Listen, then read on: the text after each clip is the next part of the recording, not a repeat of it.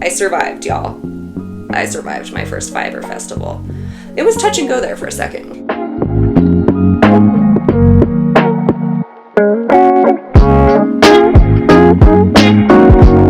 If you have been wondering what it is like to go to a fiber festival and have never been, or what it is like to go to a fiber festival for your very first time, I'm about to tell you all about my experience at Flock, which happened just this last weekend in Seattle. And I just want to walk you through it, and I'm going to show you, of course, what I bought, and also just talk about some fun things to do in and around Seattle that are not necessarily related to yarn, but I think were just made the trip really worth it for me personally. And some of these things that I did are free, so if you want free things to do in Seattle, you're also at the right place. It's a hot day here. I had the AC on, but I've just turned it off for noise. But I might be a little glistening, a little sweaty, which, to be honest, was also kind of a theme for me for the whole weekend of Flock. I don't know how long this video is, but grab yourself a beverage. It's still summer here. We're holding on to the end of summer. I've got my orange Gatorade. Things in my Gatorade drinking life have gotten really serious. I am now a powdered Gatorade girly. Like, I was buying too many bottles of Gatorade, so we went straight to the source now. And yes, my preferred flavor of Gatorade is orange. How was Flock? How was Seattle? I went for 5 days, and I was lucky enough to be traveling with my mom, and so we got to experience it all together. We flew out of Sacramento super early on Thursday. So we actually got to Seattle at like 8:30 in the morning, I think, on Thursday before the festival. We got to the airport, we got a rental car, and then we drove to where we were staying, which is on Bainbridge Island. And there was an option to drive through the city and take the ferry, but because it was 8:30 in the morning, rush hour, that was going to take a very long time. So we decided to kind of like circumnavigate. Is it called Puget Sound? We went south, like through Tacoma, and then back up through, I think it's called Silverton or Silverdale. And we ate at a delicious restaurant called the Oak Table. If you are a fan of a really good scramble, if you are a fan of really good ingredients, this is the place to go. Go to Oak Table. After breakfast, we stopped to get like food and stuff, and then we went to our accommodations, which I will say I feel very lucky about where we were staying. We were staying pretty close to the water. We were staying on the north side of Bainbridge Island, which is the quieter, calmer, peaceful side. I'm whispering because like I almost don't want to tell you. I feel like I'm giving away a secret. Like I don't want anybody else to go there. But worth it to go to the north side of Bainbridge Island for sure. I was also lucky enough, to stay at a place really close to the water. We could walk right down, walk along it, look at the shells, and it was gorgeous. And then we headed into Bainbridge, like the town itself, so I was able to kind of get the lay of the land of the island, and we had some dinner, and then we headed back to our accommodations to just rest up. And I will say sleep is one thing we did so well on this trip. I got like 9 hours of sleep every night. I think because I was also so exhausted every day because we were so busy. Moving on to day number 2. This is now Friday, the day before Flock like officially starts, although I think that there are classes on Friday, but I didn't sign up for any of those, so correct me if I'm wrong. But I decided that Friday was going to be our Bainbridge day, and obviously if you're here for the yarn, you know that there are 2 yarn stores on Bainbridge Island, and I had to go to both of them. We decided we were going to head into town and go to both of those yarn stores, but on the way we wanted to go to the Japanese American Exclusion Memorial. I believe that's what it's called, but I will put up the proper name. And I will say really, really worth it. It's part of the national park system. It is free. Was a little tricky to find, but like very, very worth it. It told the story of I think it's around 270 something people, Japanese Americans, who were forcefully removed from their homes off of Bainbridge Island and interned in camps. Learn some of the history of Japanese Americans on Bainbridge Island, and then also you are able to look out over the harbor where Japanese Americans were loaded onto boats, and like the literal steps where they had to walk. So as you're looking out on that harbor, you also are met with a really beautiful view. You can look kind of over towards the town of Bainbridge and the ferries, and but you're kind of removed from it all, which I really felt the feeling of them being removed from their homes while I was there. Whoever designed this memorial did an incredible job. After we did that, it was time to head into Bainbridge and really, finally, get into the fibery goodness of this weekend. The reason why I was there, the reason why we're probably all here, the yarn stores. We walked through Bainbridge to get there, which was just a lovely little town. You can pop in and out of shops if you want to. Also just like taking in the sights of just like so many. I feel like the vibe on Bainbridge is immaculate. The vibe on Bainbridge is whimsical, I suppose. It feels kind of like a fairyland that like, or a dreamland that like I'm not sure actually exists.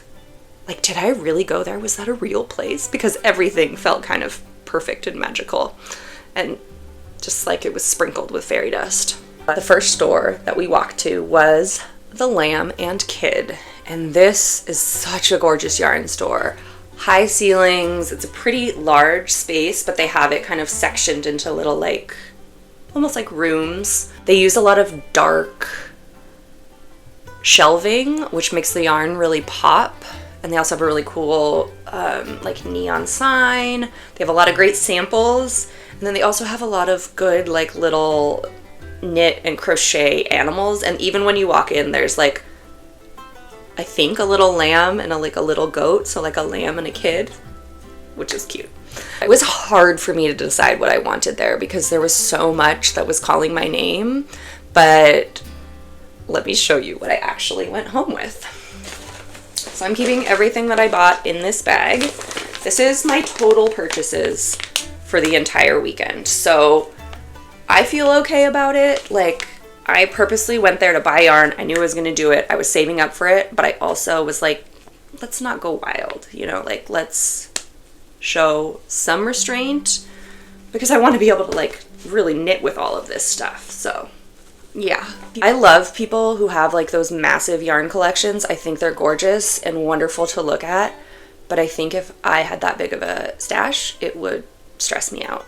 So I say that now, but like, y'all, I've only been knitting for a few years, and watch me in like 5 years, I'll be sitting here with like a massive bookshelf. But you know who's in control of that? Me. I'm in control of that. Interesting. Anyways, Lamb and Kid, babes. Lamb and Kid. They have their own like cute little bags. Adorable. And the first thing that I purchased from there is actually this little project bag.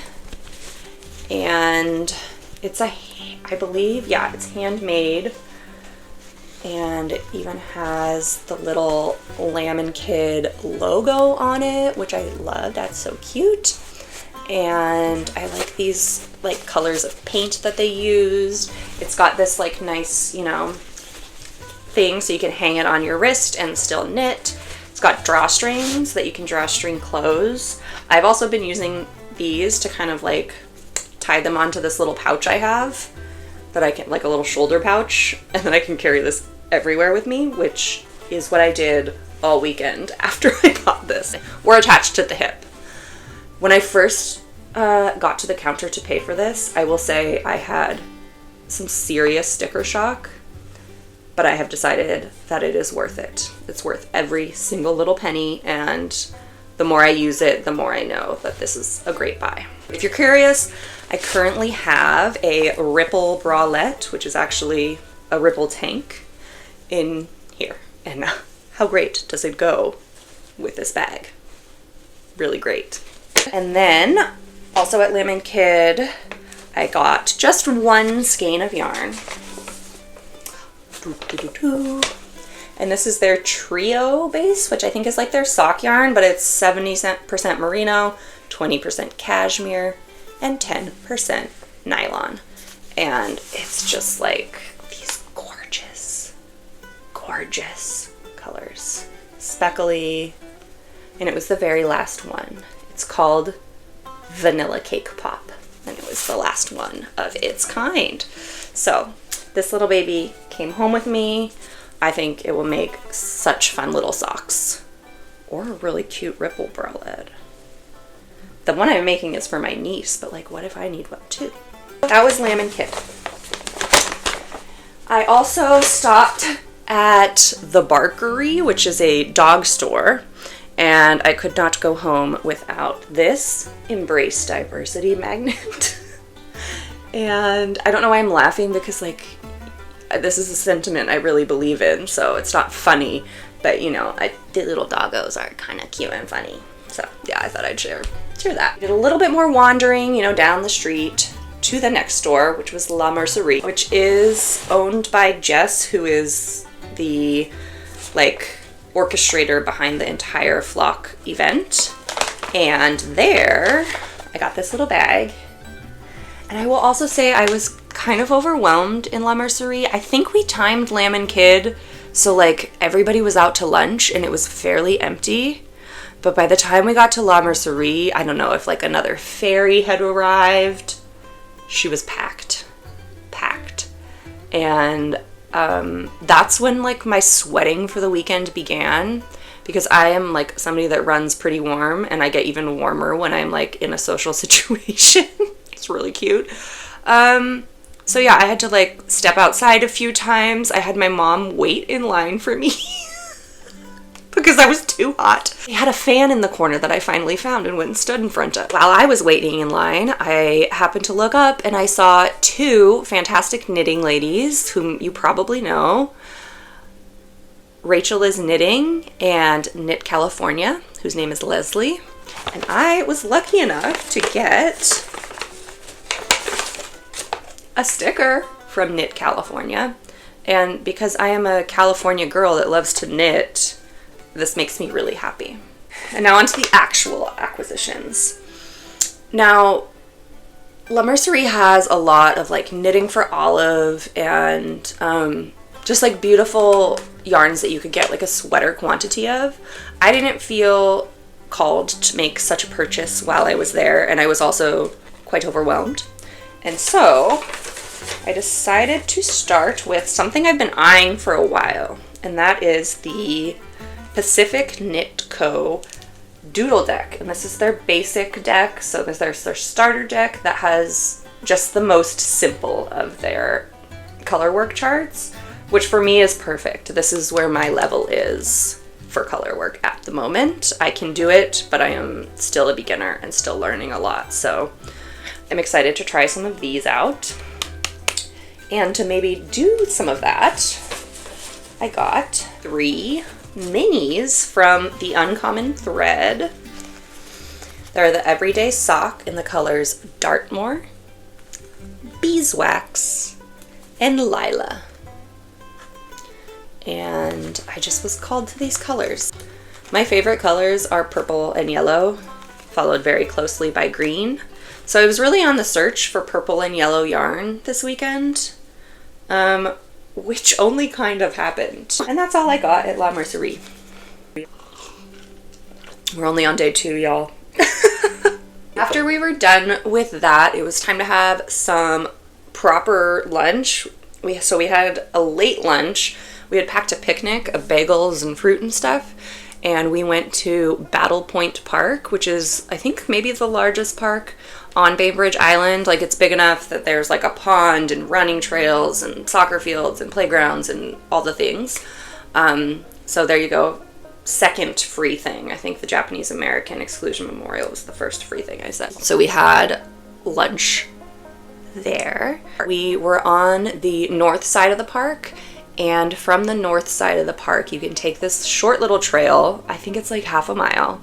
It's called the Ferry Dell Trail, and it's like between neighborhoods of houses, but then you walk in this little trail and you are opened up to this magical fairy world of ferns and stumps and trees and greenery, and a little stream running through it, and you cross over little bridges. And once again made me think that Bainbridge Island is in fact a magical little fairyland, and perhaps not really a real place. And then it was time to head back to our accommodations because I had a really important thing planned, and this is like maybe the thing I was most excited about for the whole trip. But where we were staying, they offered kayaks for folks to use, and that is something that I love to do, and so I was gonna take them up on the offer to use kayaks. And so my mom and I suited up, headed down to the beach, hauled the kayaks into the water, put on our life jackets, and we headed out on a little paddle through, like, kind of, I don't know if it's technically part of Puget Sound or we were heading towards Puget Sound, but we were in what's called the Agate Passage. And it's essentially like underneath the bridge that takes you from Bainbridge over to the Poulsbo, over to the town of Poulsbo, which I think is more not an island.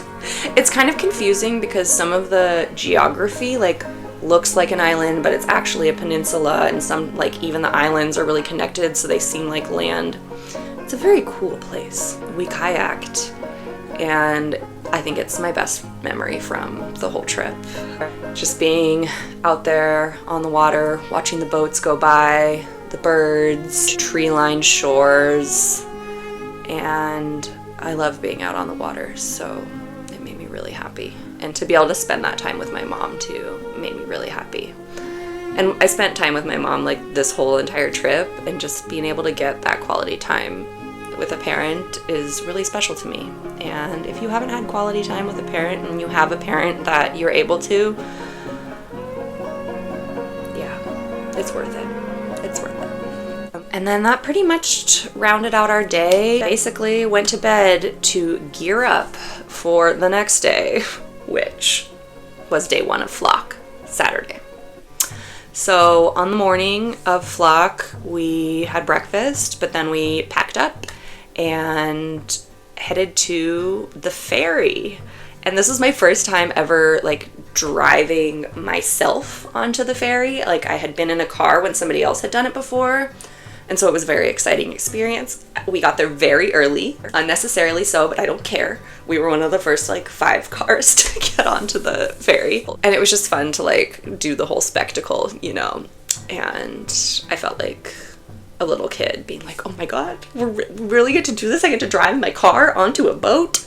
I also loved like being able to get out of the car, go up to the like sun deck area. I did a lot of knitting on the ferry. I talked to like multiple knitters on the ferry whom I did not get all their names, but they were all so kind and lovely. I think I talked to like 3 different knitters, and we were all, of course, headed to the same location. And then we, got off the ferry and drove to the convention center, parked and got our tickets and our wristbands and headed on in. They had like a very clear registration. This is where you go, here you go, this is how you get up to the room of vendors. Everything was super clear, which was really nice. And then we got into the room of vendors.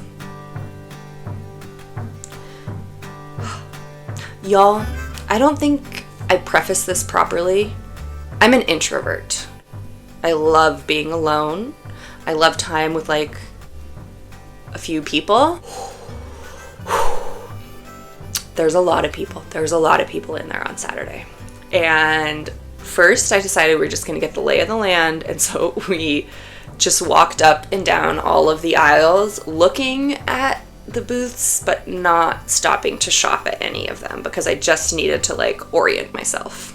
That also gave me the chance to kind of see like where some of the booths are that I maybe wanted to stop at. I saw some dyers that I kind of knew of, and so I was like, ooh, I could go there.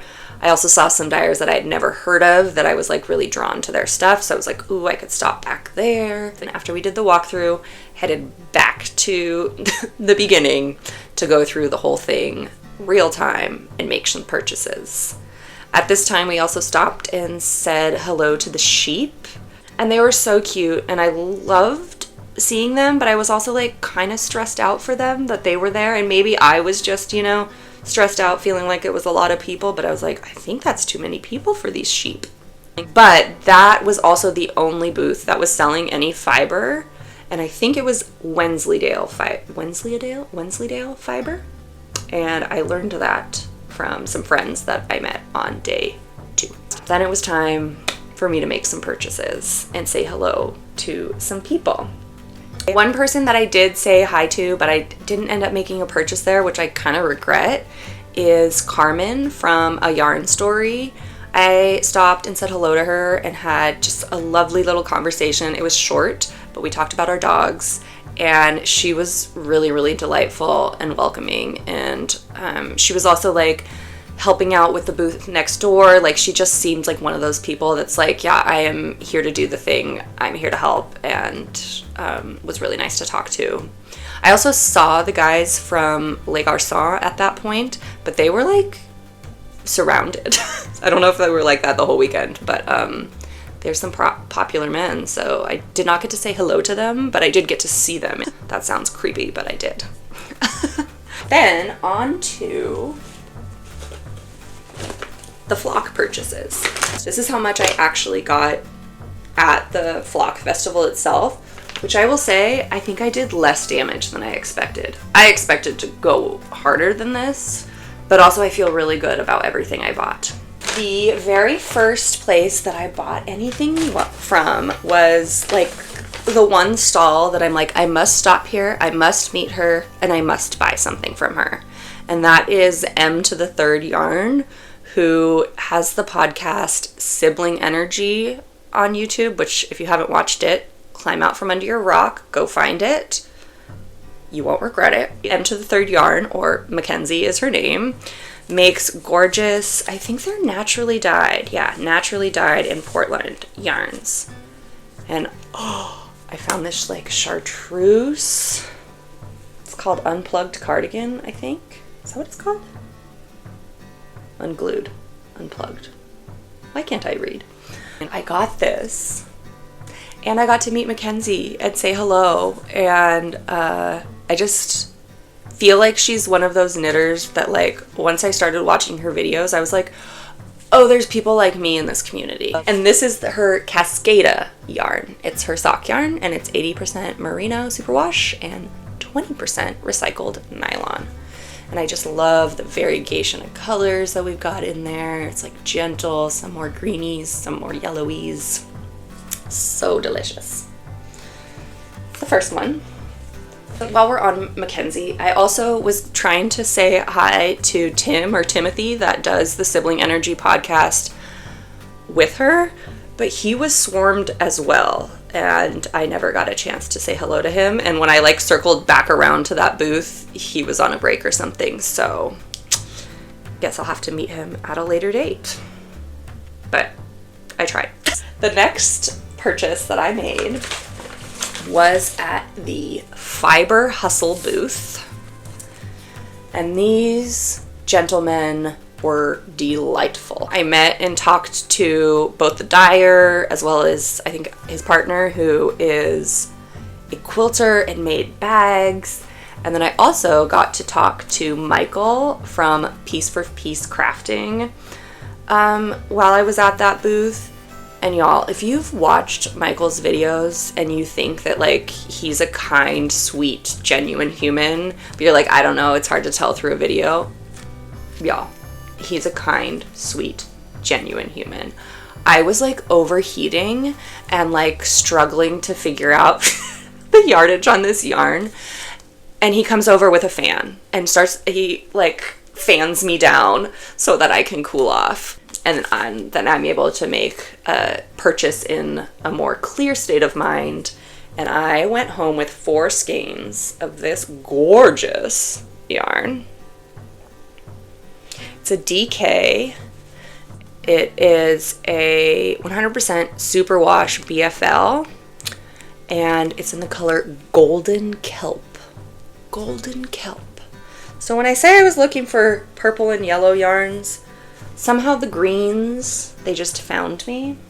And like even this one from Emtothethird. And they wanted to come home, these yellowy greens. And so I'm thinking I would make a slip over of some sort out of these, or like a vest. And I can't wait. I think it could be good with some like texture, maybe some cables. Yeah. So those are all the people that I met that like were kind of from the interwebs that I had seen before. But I also found one new dyer that I had not heard of before, but when I walked past her booth, I was just like, wow, the yarns are beautiful and I need to look at them. And then I also saw that she was from Eureka, California, which I visited Eureka when I went to Redwood National Park this summer. So I was like, oh, it's kind of local-ish to me. I mean, it's like 7 hours away, but you know, local. And I got this beautiful yarn from her. The yarn company is called Tributary Yarns, and this is her Stream sock fingering sock yarn.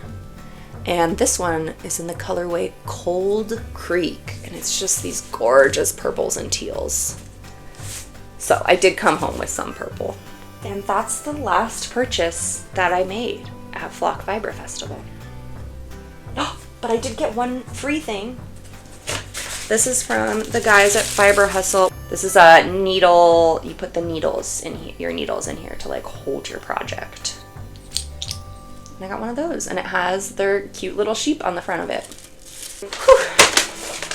That was day 1. That's all the purchases that I made because I decided that I could only do the marketplace once. That's all that, like, you know, that was kind of my limit of large social gathering. And so I decided that Saturday was going to be my marketplace day. And then Sunday was going to be my workshop day. On Sunday morning, we had breakfast at our accommodations, and then we, which we were staying at a little place over in the neighborhood of Madison Valley, which is kind of near the Arboretum, and it's a beautiful little neighborhood if you are visiting Seattle and want like a fun, walkable neighborhood to be in. But we headed from over there to near the convention center, and we got Din Tai Fung for lunch. It was my first time going there, and I would definitely return. I was so stoked as a vegetarian that they had vegetarian and vegan options on their menu. Sometimes places with dumplings do not, and so I was very happy about that. Everything was delicious. We got these like sesame noodles, these green beans with garlic. Yeah, all the food was so good. And so then I was full and ready to take on my workshop. And if you're going to a festival like this and you like learning new things, which like I think knitters do like learning new things, I would highly recommend a workshop. It was also a really great way for an introvert to kind of be in a space like this. Like we had a focus, we were all looking at it. It was a smaller group of people. I want to say there were like 15 to 20 of us. And I took the Processing Wool for Funsies class with Amy Ross Manko, and she is like a wealth of knowledge on sheep breeds and their wool and how to process the wool, She's also, I think, a spinner and a knitter, and she just imparted a lot of her knowledge on how to wash wool properly without felting it, and even giving us more than one way to do it, which I came in with basically zero knowledge, so I feel like I left with a lot of information. And I also really enjoyed the other people in the class. Some of them had brought in their own fleeces that they had purchased at the festival, which is why I said earlier that I think where the sheep were, they were selling Wensleydale fiber, because both of the fleeces that I saw were Wensleydale. One was this gorgeous white one, and I think I have a picture of that. And then I also have a photo of the black fleece. It's like a deep black brown, but I think that it didn't, like, the picture doesn't do that one justice, but they're these really cool, like, ringlety yarn. So I got to see that. It was pretty hilarious because part of what we had to do for this class was to get water. We had these buckets, and we were like walking to the bathrooms and back, and to the bathrooms again and back, because you have to like wash and rinse wool more than once. We were like up and about all over the place, peek into the other classrooms, and I bet they had a great time, but they were just like, you know, sitting there knitting, and we were hauling buckets up and down, and it was a great time. Would definitely do it again. And I'm really excited because I will be going to my second yarn festival at the beginning of October. It's called Lambtown, and it's in Dixon, California, right outside of Sacramento. And Amy Rossmanko will be a judge there, so I can go see her judge some fleeces. And I'm even considering taking another workshop from her, because, you know, gotta learn from the people that really know the information. And also, like, once I get into something, like knitting, I was like, once I got into it, I was like, I'm into it. And I could definitely see, like, getting really into wool and fiber. And yeah, it's gonna be an exciting journey, I think. We ended that day with some pizza, and we're exhausted from all the festivities. I think we went to sleep pretty early. And then I woke up for my very last day in Seattle, and we had a flight. This is Monday. We had a flight out at like 10 p.m. And so we had all day to kill from when we checked out from our accommodations to when we had a flight. And so we had to fill up the day. And fortunately, we were staying near the Arboretum, which, pro tip, the Arboretum is free. It is run through the University of Washington, and it really focuses on plants from like specific regions that they know will do well in Seattle, as well as conservation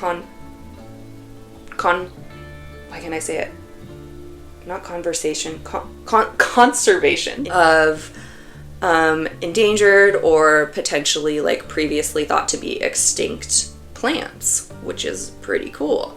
We walked all the way out to, you can actually walk all the way out to the water, and you can look over across at University of Washington. At least you can like see some of the buildings in their stadium. Got really good walk in there. Once we popped out of there, we got some iced tea because I was really hot and sweaty. The theme continues. And then we walked back to our car, and we headed over, or down south, to the Museum of Flight.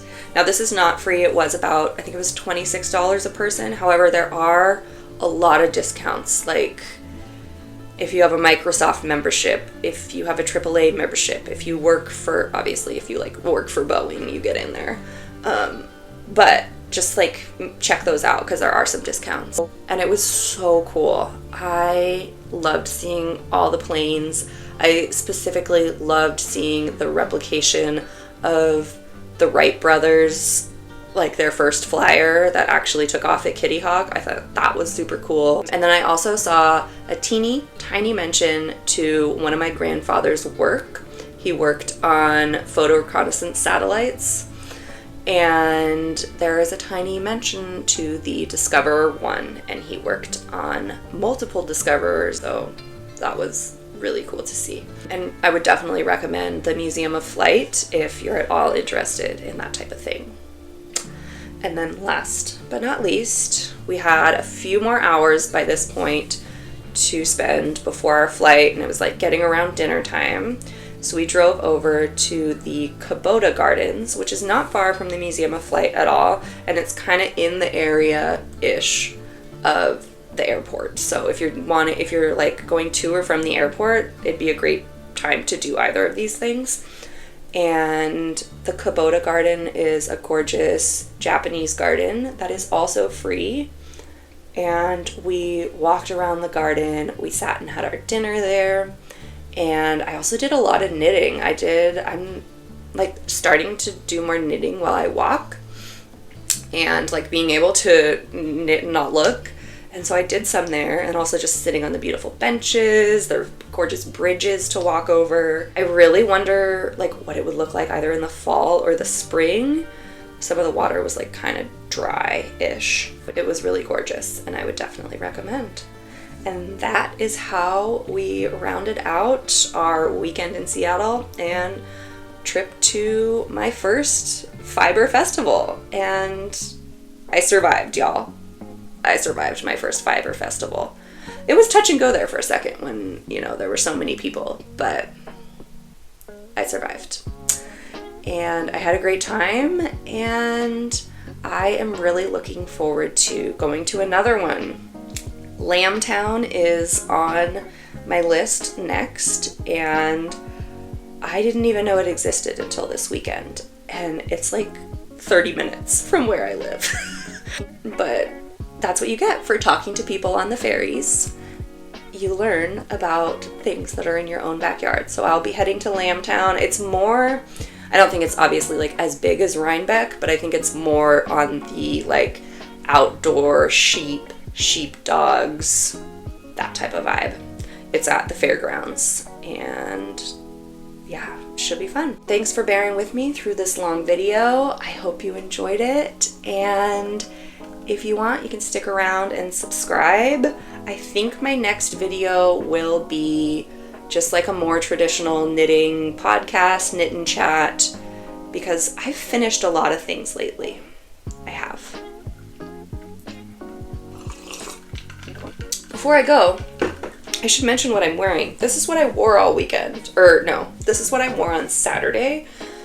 And it is the Moon Set Slipover by Ozetta in the yarn BC Garden Lino and Hempathy, although I don't know the brand, but the yarn is called Hempathy. Hempathy and Lino. So it's plant fibers. And it was a great, sleeveless situation to have at the festival, and it made it really easy for my mom to find me. So, bonus. All right. That's it for this one.